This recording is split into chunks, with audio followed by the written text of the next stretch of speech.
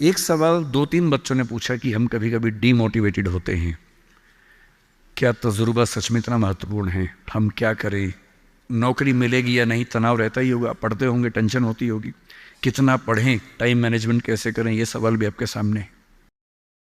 मैं आपसे देखिए, मेरा काम चीज़ों को आसान करना है। मैं दिल्ली में पढ़ाता हूँ आईएएस के बच्चों को, तो मैं उनको भी ये कहता हूँ कि चीज़ें मुश्किल तो कोई भी कर सकता है, चीज़ें आसान करना मुश्किल है, और हमें तो चीज़ें आसान करनी है। इस दुनिया में कोई भी ऐसा एग्ज़ाम नहीं जिसके लिए आपको 24 घंटे पढ़ने की ज़रूरत है।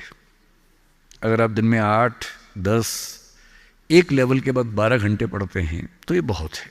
इसलिए मैं आपसे कह रहा हूँ, शुरुआत के लिए 8 घंटे की पढ़ाई, 8 घंटे की नींद और 8 घंटे बाकी सब चीज़ें, खेलना कूदना, वो बहुत ज़रूरी है। यहीं से बात आती है मोटिवेशन की। एक ये है कि हमारा मोटिवेशन हमेशा कैसे रहे, और एक ये कि कभी कभी स्ट्रेस ज़्यादा हो जाता है, उस समय हम कैसे मैनेज करें। आपकी उम्र में स्ट्रेस ज़्यादा होने की वजह यह भी है कि आपके हार्मोन्स इस उम्र में ज़्यादा, उनमें वाइब्रेशंस होते हैं, तो मूड स्विंग ज़्यादा होते हैं। जैसे जैसे आप मैच्योर होते जाएंगे उम्र के साथ, आपके मूड स्विंग्स कम हो जाएंगे। जैसे आपके पेरेंट्स हैं, आप देखेंगे, स्पेशली फादर को आप देखेंगे, आपके फादर आमतौर पर इमोशनल बातों से बहुत प्रभावित नहीं होते होंगे। जैसे आप कहेंगे, पापा आज मेरी फ्रेंड ने मुझे छोड़ दिया, पापा कहेंगे कोई बात नहीं।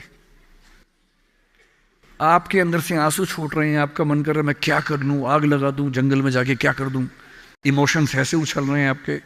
पापा क्या बोल रहे हैं, कोई बात नहीं, कोई और मिल जाएगा उससे बेहतर, ठीक है। ऐसा नहीं कि बहुत अभ्यास किया उन्होंने। उम्र बढ़ने के साथ साथ हमारे हार्मोन्स का बैलेंस चेंज होता है और आप बहुत मैच्योर हो जाते हैं। मैच्योर होने का सबसे बेसिक मतलब है कि आप किसी इमोशन में बह नहीं जाते, आप खुद के ऊपर कंट्रोल बेहतर रख पाते हैं। तो वो उम्र के साथ होगा। लेकिन अभी जैसे डीमोटिवेशन आपको होता होगा, करियर को लेकर सवाल मन में आता होगा कि आईएएस बनूं तो कैसे बनूं, कितना पढ़ूं, कितना ना पढ़ूं, ये सब सवाल आते होंगे। तो मैं आपसे दो तीन बातें कहना चाह रहा हूं। मैं तो आईएएस के लिए पढ़ाता हूं। अगर आप आईएएस की तैयारी करेंगे तो इनडायरेक्टली कहीं ना कहीं मुझे उससे फायदा ही होगा। पर ईमानदारी की बात यह है कि वो अकेला रास्ता नहीं है। एक बात को ठीक से आईएएस बनने का मजा क्या है कि आपका सोचने का तरीका बहुत साइंटिफिक हो जाता है।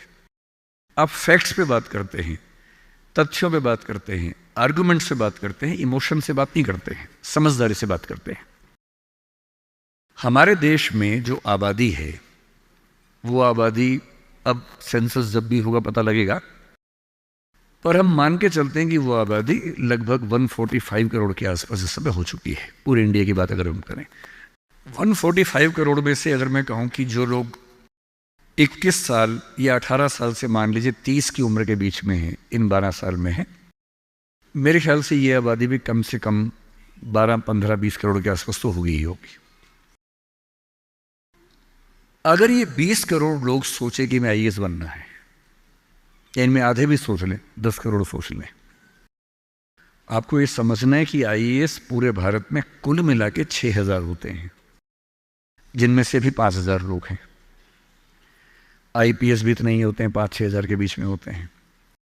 अगर 10 करोड़ लोग सपना देखेंगे उन नौकरियों का, अगर मैं सारी सिविल सर्विसेज मिला लूं, सेंटर की, स्टेट की, सब मिला लूं, तो सेंटर की कुल 20 सर्विसेज मान लीजिए, सबका कार्डर अगर हम 5000 भी एवरेज रखें तो 1 लाख लोग होंगे। आपके स्टेट का मान लें, स्टेट में मान लेता हूं कि 2-3 हज़ार लोग होंगे जो सरकारी नौकरी में ठीक पद पे होंगे। उससे ज़्यादा का तो कार्डर नहीं होना चाहिए, क्योंकि स्टेट बहुत छोटा आपका है, आबादी बहुत कम है। तो जो नौकरियां कुल मिला के 10-12 हज़ार हैं, अगर देश का हर युवा सोचे कि मुझे उसी में आना है, तो इसका मतलब है कि हम एक ऐसे रास्ते पे जा रहे हैं जिसमें डिप्रेशन होने की संभावना बहुत ज़्यादा है, एंग्जाइटी होने की संभावना बहुत ज़्यादा है, बहुत लोगों को हारना भी पड़ेगा, बहुत लोगों को हासिल नहीं हो पाएगा वो सब। तो मैं जो आपसे कहना चाह रहा हूँ, सरकारी नौकरी ठीक है, कोशिश करने में बुराई नहीं है, सरकारी नौकरी में कुछ चीज़ें अच्छी होती हैं, पर अपने मन से ये बात निकाल दीजिए कि मुझे केवल और केवल सरकारी नौकरी में ही जाना है। दुनिया में तमाम रास्ते हैं, और मैं कुछ रास्ते आपको हिंट करता हूँ इस चीज़ का। जैसे मैं खुद एक एग्जाम्पल हूँ। मैं सरकारी नौकरी में रहा, मैं दिल्ली यूनिवर्सिटी में लेक्चरर था, पहले असिस्टेंट प्रोफेसर था, 2 कॉलेजेस में पढ़ाए मैंने वहाँ। फिर आईएएस का एग्ज़ाम दिया, सिलेक्ट हो गया उसमें, 6-7 महीने वहाँ नौकरी की, फिर वो भी छोड़ा। अब मैं अपना काम करता हूँ, सेल्फ एम्प्लॉयड हूँ। और मैं ईमानदारी से आपसे कह रहा हूँ, आप जब भी कोई फैसला करेंगे अपने बारे में, कभी ना कभी आपको फील होगा, बेशक 1 सेकंड के लिए, कि आपने गलत किया। कोई भी फैसला हो, आप स्पाउस सिलेक्शन करेंगे अपने लिए, कितना भी सोच के कर लें, जीवन में कभी ना कभी लगेगा गलती हुई। अक्सर लगेगा ठीक किया, कभी कभी लगेगा गलत किया। और ऐसा नहीं कि आपने एक्स के बदले वाई किया होता तो नहीं लगता, तो भी लगता। दिक्कत ये नहीं है कि मैं एक्स को चुनूं या वाई को चुनूं, आप जिसको भी चुनेंगे पूरा पैकेज साथ में आता है, अच्छी चीजें भी खराब चीजें भी। जो अच्छा आएगा उस पर आपका ध्यान नहीं जाएगा, क्योंकि वो तो फॉर ग्रांटेड है। जो मिल जाता है वो मिट्टी हो जाता है, कोई वैल्यू नहीं करता उसको। जो मिस हो जाता है वो चुभता है।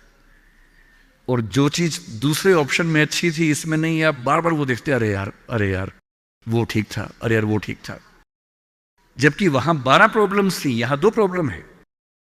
पर हमारी ह्यूमन कॉन्शियसनेस ऐसी है कि जो छूट गया उस पर नजर ज्यादा जाती है, जो मिल गया मिट्टी हो जाता है। एक बड़ा प्रसिद्ध शेर मैं कई बार कोट करता हूं, मतलब दुनिया जिसे कहते हैं जादू का खिलौना है, मिल गया वो मिट्टी है, नहीं मिला वो सोना है। जो नहीं मिलता है ना, वो बड़ा परेशान करता है। ये नौकरी के मामले में भी है। पर मैं ईमानदारी से कह रहा हूं कि मुझे आज तक जिस एक फैसले पर 1 सेकंड के लिए भी नहीं लगा कि मैंने गलत किया, वो नौकरी छोड़ने का फैसला है। मुझे आज तक नहीं लगा कि मैंने गलती की, क्योंकि मुझे लगता मैंने एकदम ठीक किया। मैंने अपने स्वधर्म, अपने नेचर के अनुसार सही किया। इस बच्चे ने बड़ा खूबसूरत सवाल पूछा कि आप आईएएस एलाइड की नौकरी छोड़ के टीचिंग में क्यों आ गए। मैं इस सवाल में दूसरा सवाल जोड़ देता हूं। हमारे सामने प्रेम सिंह जी बैठे हैं, मुख्यमंत्री जी बैठे हैं, वो टीचिंग की नौकरी छोड़ के पॉलिटिक्स में क्यों आ गए। 2 एग्जाम्पल्स हैं आपके सामने। इन दोनों में एक तारतम्य है, एक रिदम है, एक लय है दोनों में। वो टीचर बने, उनको फील हुआ कि उनका स्वधर्म टीचिंग से ज्यादा कुछ और है। मैं आईएएस एलाइड में आया, मुझे लगा कि मेरा स्वधर्म इससे ज्यादा टीचिंग में है। स्वधर्म क्या होता है? आपने गीता पुस्तक का जिक्र सुना होगा, उसमें श्री कृष्ण ने स्वधर्म का जिक्र किया है। यहाँ बहुत सारे बच्चे बौद्ध समाज से होंगे, महात्मा बुद्ध ने भी इस बात पर खूब जोर दिया है। सारे धर्मों, सारे दर्शनों का जो सार है वो ये है, हर व्यक्ति हर काम के लिए फिट नहीं होता है। 2 चीजों पे गौर करना है। पहला, मैं क्या अच्छा कर सकता हूं, मैं कैपेबल किस चीज के लिए हूं। दूसरा, मुझे क्या करने में मजा आता है। और जहां इन दोनों का इक्विलिब्रियम हो, जहां ये दोनों बातें मिल जाएं, वो आपका स्वधर्म है। यानी जैसे मैं सिंगर बनना चाहता था, पर मैं इतना गंदा गाता हूं कि मैं जब घर में गाता था, मेरे पेरेंट्स बोलते तो मैं भारतीय सेना में चले जाना चाहिए, बिना बंदूक के विदेशी की तरफ देख के गा देना, बस वैसे ही मर जाएंगे सारे के सारे। सही बात है भाई, ये भी ठीक बात है। तो मेरा मन था कि मैं सिंगर बनूं, पर गला कौवे जैसा भगवान ने दिया, कोयल जैसा नहीं दिया, तो मैं सिंगर नहीं बनूंगा। मेरे मन से क्या होता है, अच्छा लगने से क्या होता है भाई, सुने भी तो कोई मेरी बात को, मेरे गाने को सुने भी तो सही कोई। तो मेरा मन क्या करता है काफी नहीं है। 2 चीजें हैं, मैं क्या कर सकता हूं। मैं बचपन से स्कूल में डिबेटिंग करता था, मेरे पेरेंट्स ने मुझे बड़ा सपोर्ट किया, और बचपन से ही मेरे पेरेंट्स ने, टीचर्स ने कहा कि तुम कुछ ऐसा करना कि मंच पर रह सको, पॉलिटिक्स में जाओ, एमपी बनो। तब मेरा मन भी पॉलिटिक्स में आने का था, स्कूल लाइफ में बहुत ज़्यादा मन था उस समय, बाद में नहीं रहा। तुम पॉलिटिक्स में जाओ, तुम वकील बनो, क्योंकि जब कोर्ट केस लड़ोगे तुम्हें बोलने की ताकत भगवान ने दी है, उसका इस्तेमाल करो। या टीचर बनो। टीचर की छवि हमारे समाज में बहुत अच्छी नहीं होती थी, हालांकि मेरे पेरेंट्स टीचर ही हैं दोनों, पर हमारे समाज में टीचर की छवि होती है। और हमारे देश का दुर्भाग्य है कि जो प्रोफेशन देश को गढ़ता है उसकी छवि बहुत अच्छी नहीं है। टीचर बनना बहुत लोगों का सपना नहीं है, मेरा तो है। और मेरा स्वधर्म मैंने महसूस कर लिया कि मेरा स्वधर्म टीचिंग है, और स्वधर्म का मतलब वही दो बातें जो मैं कर सकता हूं और जो मैं करना चाहता भी हूं। आपके मुख्यमंत्री जी अच्छे टीचर रहे होंगे, पर उनको बार बार मन में आता होगा कि मैं जनता के बीच जाकर उनके साथ काम करके क्यों ना कुछ ऐसा करूं कि पॉलिसी मेकिंग में आऊं। उनका स्वधर्म उनको वहां खींच के ले गया, तो उन्होंने वो किया। और इस दुनिया में जो भी सफल इंसान आपको देखे, कोई भी सफल व्यक्ति देखे, किसी भी फील्ड का वो, आप हमेशा देखेंगे वो वही व्यक्ति है जो अपने स्वधर्म पे चल रहा है, जिसने वही रास्ता चुना जो उसकी क्षमताओं यानी कि कैपेबिलिटीज और उसके इंटरेस्ट यानी कि उसकी इच्छाओं से मैच करता था। तो आप सबसे मैं कह रहा हूं कि आईएएस या पीसीएस या सरकारी नौकरी की अंधी दौड़ में मत दौड़िए। मैंने बहुत सरकारी नौकरी वालों को देखा है दुखी रहते हुए। सरकारी नौकरी में है, अच्छा वेतन है, तब भी दुखी है, क्योंकि वो नहीं कर पा रहे जो दरअसल करना चाहते थे। सरकारी नौकरी में क्या होता है? सुरक्षा मिलती है, सेफ्टी होती है, सिक्योरिटी होती है, सम्मान मिलता है, समाज के लोग पूछते हैं आपको कि आप सरकारी नौकरी में हैं। गस्टेड ऑफिसर होंगे तो स्टैंप लगा के साइन करने की ताकत आ जाती है। आप जज हैं तो आपकी बात में वजन होता है।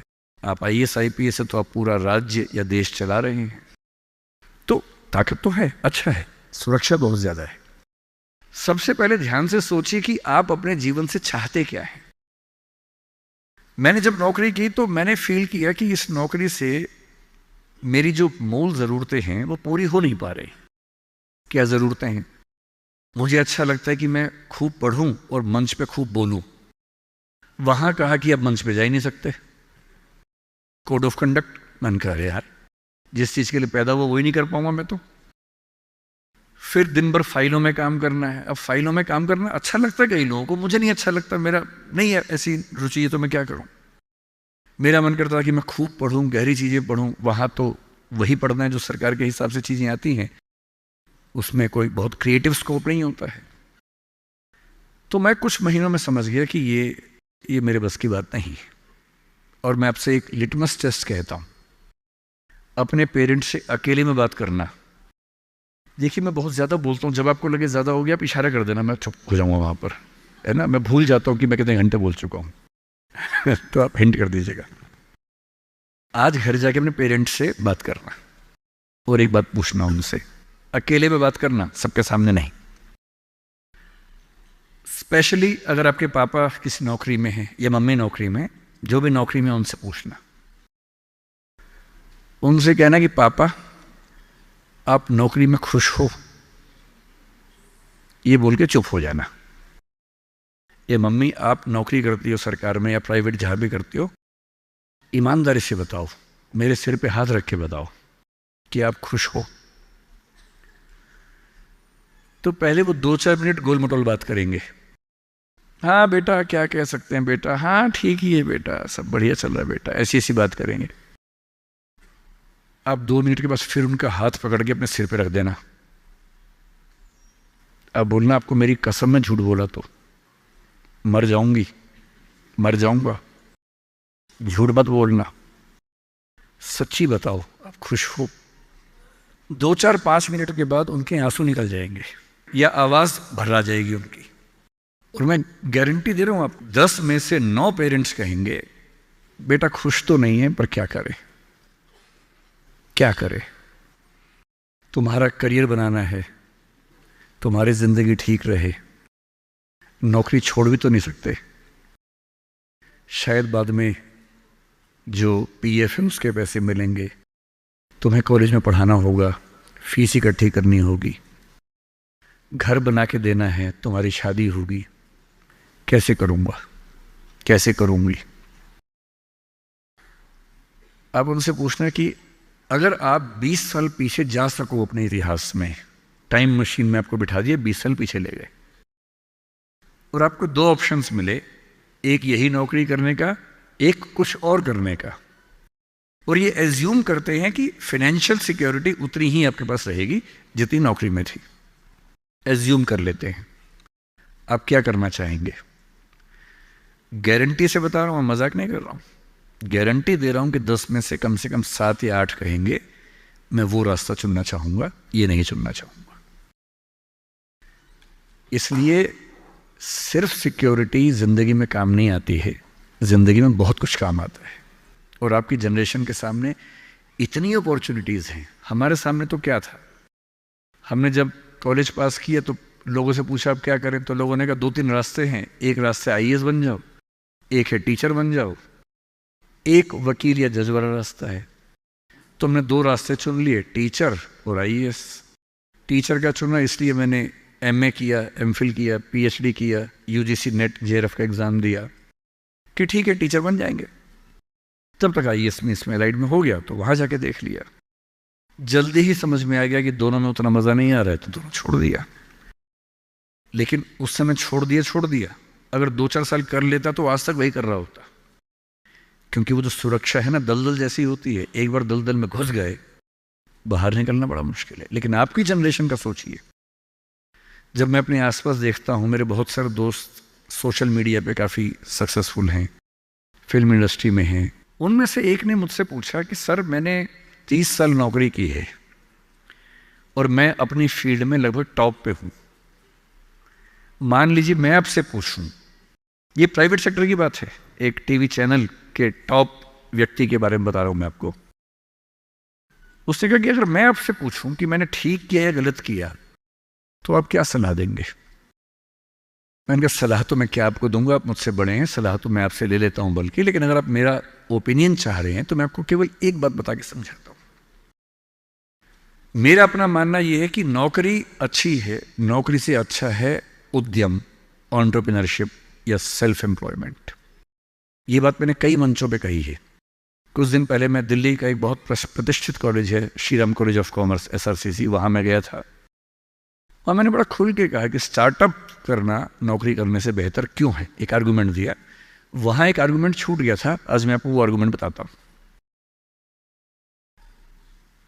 जब हम नौकरी करते हैं, मैंने उसी व्यक्ति को कहा कि जैसे आपने नौकरी की है, 30 साल हो गए, आपके पास 3-4 साल बचे होंगे। उसने कहा सर 3 साल बचे हैं, फिर मैं रिटायर हो जाऊंगा। मैंने कहा आपने ज़िंदगी भर में, मेरे ख्याल से आपकी महीने की सैलरी आजकल शायद 1.5-2-2.5 लाख रुपए होगी।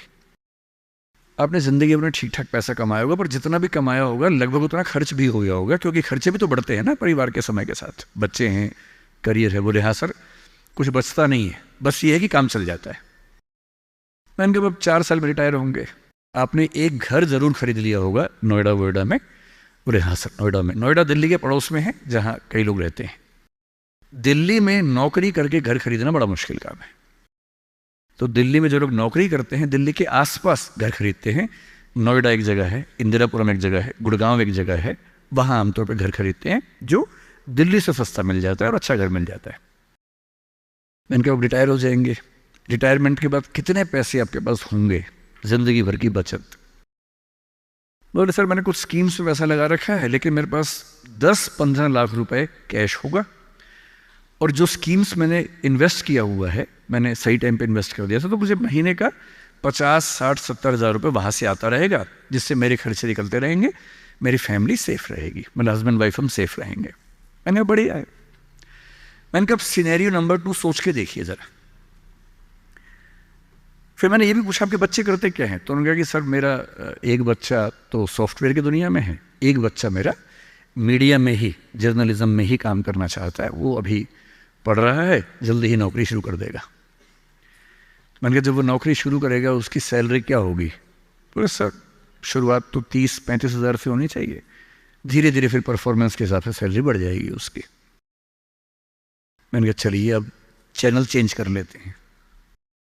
मान लीजिए कि आपने 30 साल पहले नौकरी की जगह अपना उद्यम शुरू किया होता। लेट अस एज्यूम, मैं जानता हूं कि अपना उद्यम करने में खतरा ज्यादा होता है, बहुत ज्यादा होता है। 1000 में एक उद्यम बेहद सफल होता है, जिसको आप देखते हैं अखबारों में, स्टार्टअप, और वो क्या बोलते हैं, यूनिकॉर्न। यूनिकॉर्न का मतलब एक सींग वाला घोड़ा, ऐसा घोड़ा जिसका एक सींग हो। एक माइथोलॉजी है यूरोप की, उसमें यूनिकॉर्न का जिक्र आता है। वो तो 1000 में एक होता है यूनिकॉर्न। बाकी लेकिन ये है कि आप रीजनेबल सक्सेस तो आप ला सकते हैं थोड़ी सी मेहनत करके। धीरे धीरे लोग आपको जानने लगते हैं, एक ब्रांडिंग बनने लगती है। और 3 साल का मानते हैं कि ब्रेक इवन का एक जस्टिशन पीरियड है कि 3 साल अगर आपने ठीक से काम कर लिया। एक ये फॉर्मूला आप भी समझ लें, दुनिया में कोई भी काम हो, कितना भी मुश्किल हो, अगर आपने 3 साल उस पर ठीक से खर्च कर दिए तो मान के चलिए कि उसमें आपको सक्सेस मिलनी तय हो जाएगी। 3 साल का गोल्डन रूल है। तो मैंने उस व्यक्ति से कहा कि अगर आपने 3 साल स्ट्रगल कर ली होती, अपना काम शुरू किया होता, लेट अस एज्यूम, और सफल हो जाते,